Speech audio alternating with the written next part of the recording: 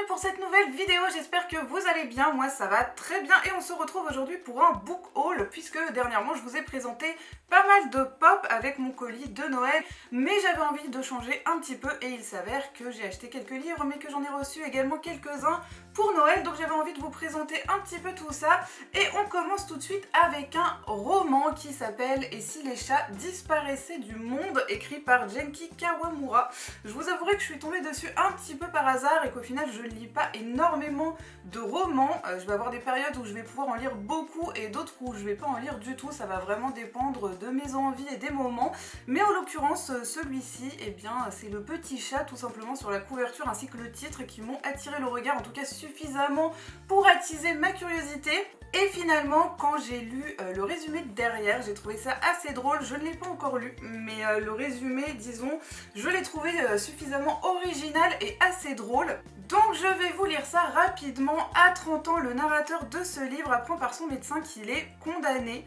Il ne lui reste plus que quelques semaines à vivre. Aussi, lorsque le diable, cet étonnant visiteur en short, lui propose un marché, n'hésite-t-il pas longtemps. Les clauses du contrat, effacées à chaque jour que Dieu fait une chose de la surface de la terre, lui vaudra 24 heures de vie supplémentaires. Les téléphones, les montres, jusqu'ici c'est à qui perd gagne, mais lorsque le diable lui propose de supprimer les chats, sa vie va basculer une deuxième fois.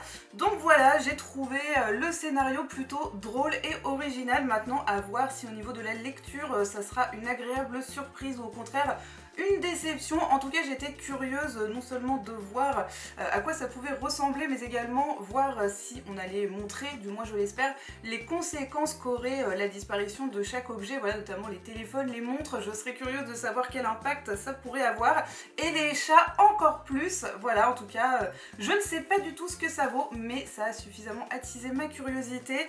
C'est un livre de poche, c'est quand même relativement rapide à lire je pense vu l'épaisseur, et il était à 6,40 €.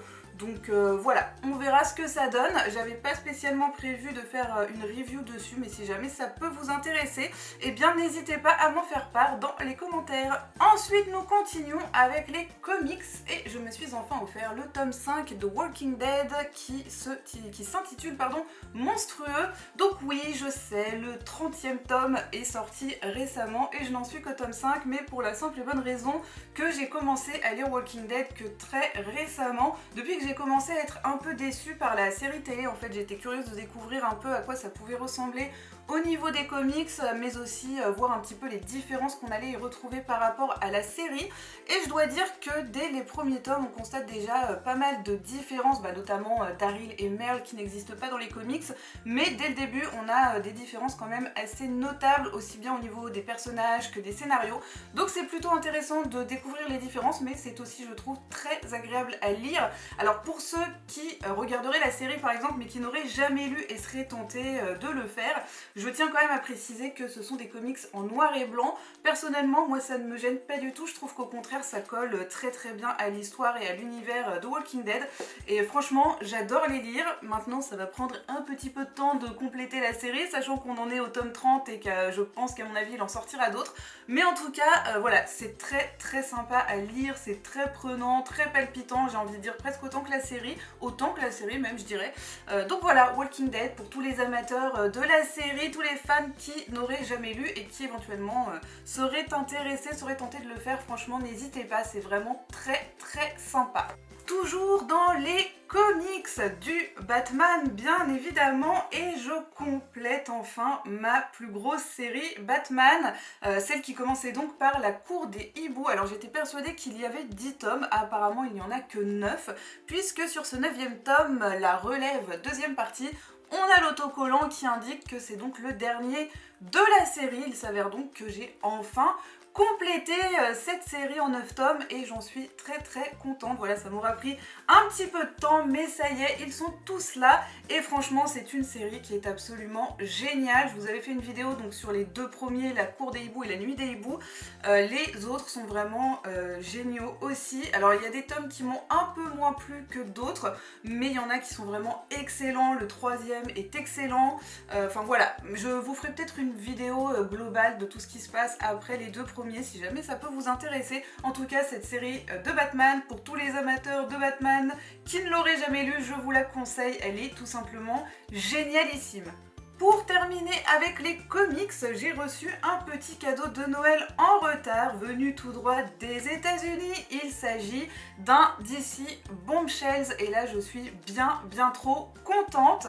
Puisque je vous avais déjà présenté notamment des pop Bombshells, mais je vous avais également dit que ces comics-là n'étaient pas sortis en France, ils ne sont toujours pas sortis en France malheureusement, donc celui-ci est une version anglaise qui vient des États-Unis, à savoir que vous pouvez les trouver sur certains sites internet, y compris sur Amazon, vous les avez en format kiosque.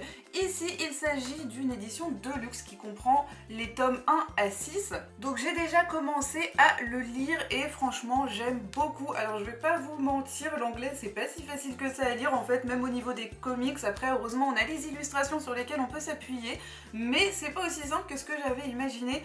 En tout cas j'aime beaucoup l'univers. Et donc le pitch des Bombshells, en fait ça se passe donc en 1940, c'est une espèce d'histoire alternative en fait, et donc on retrouve Amanda Waller, connue aussi pour avoir créé la Suicide Squad. Là elle va créer le groupe des Bombshells, qui va donc être composé de la plupart des personnages féminins les plus emblématiques de l'univers DC Comics, un groupe qui va donc se battre en pleine Seconde Guerre mondiale contre les Allemands.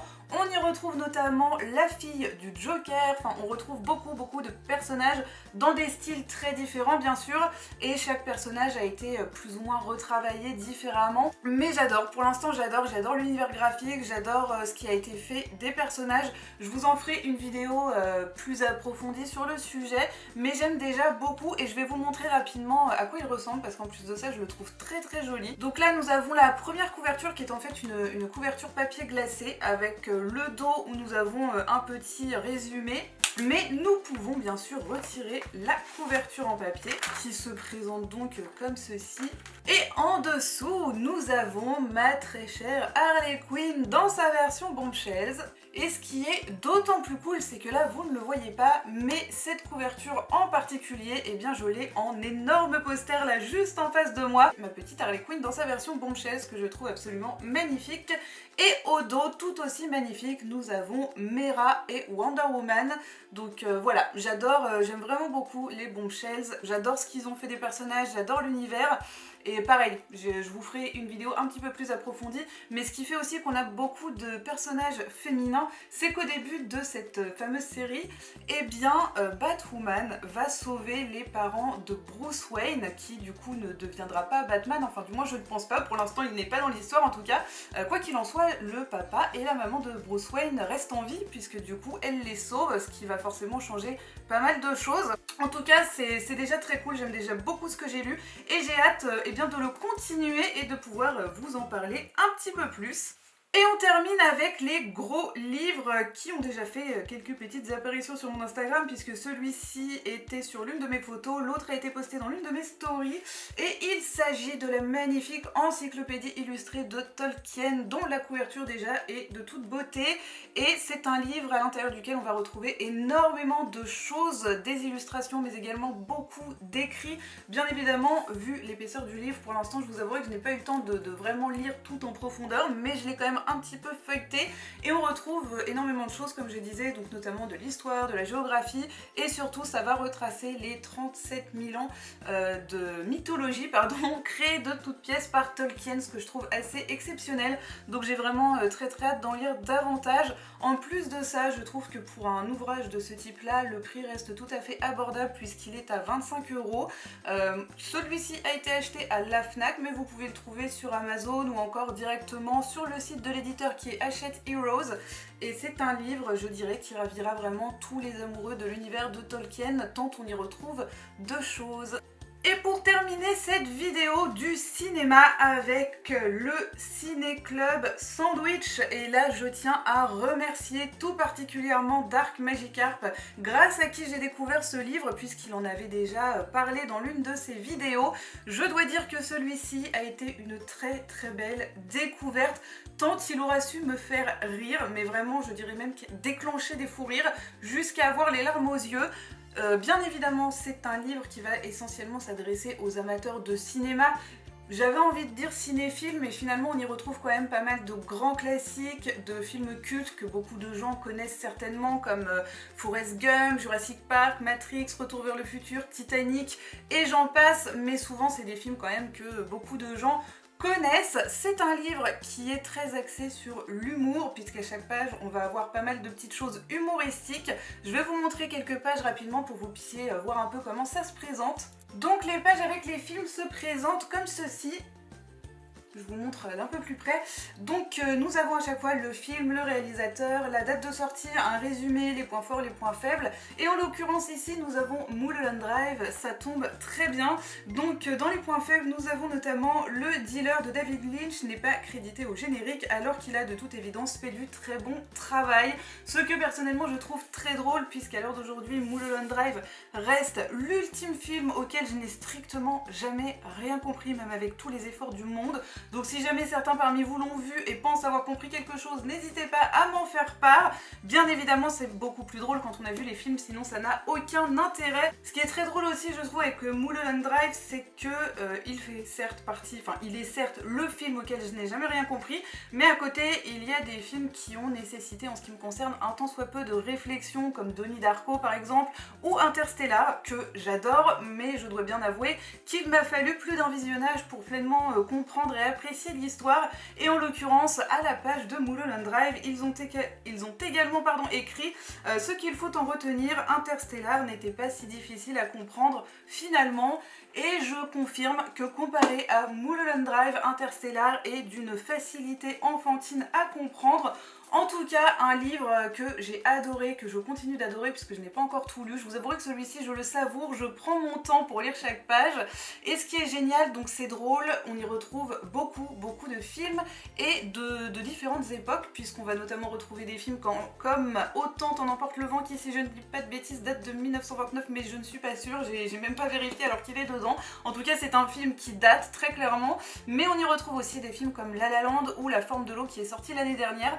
Donc c'est très varié au niveau du contenu, au niveau des différentes époques, et bah encore une fois c'est à mourir de rire. Donc voilà, un livre que je conseillerais très fortement à tous les amoureux du cinéma qui aiment ce type d'humour, qui reste assez fin, je trouve assez subtil, et qui surtout va souvent faire référence à des situations de la vie de tous les jours, j'ai envie de dire, que l'on peut facilement comprendre et dont on peut facilement rire. Donc voilà, j'aime beaucoup cet humour, j'aime beaucoup ce livre, et je remercie encore une fois Dark Magicker pour cette exceptionnelle découverte. Un livre que j'ai trouvé à la Fnac, celui-ci pour une trentaine d'euros, ce qui je trouve reste dans la limite du raisonnable, à savoir qu'ils ont même trouvé le moyen de se moquer d'eux-mêmes, autocritique sur le prix qu'ils avaient fixé sur le livre, donc j'ai trouvé ça assez marrant, mais vous pouvez bien évidemment, je pense, le trouver relativement facilement sur internet. Et bien voilà, c'est tout pour aujourd'hui, j'espère que ce book haul vous aura plu, j'espère que cette vidéo vous aura intéressé. N'hésitez pas à laisser un pouce bleu, un commentaire ou à vous abonner si c'est le cas. N'hésitez pas à me retrouver sur mon Instagram dont je vous laisse l'adresse en barre d'informations. Et en attendant la prochaine vidéo, eh bien je vous fais plein de gros bisous à tous.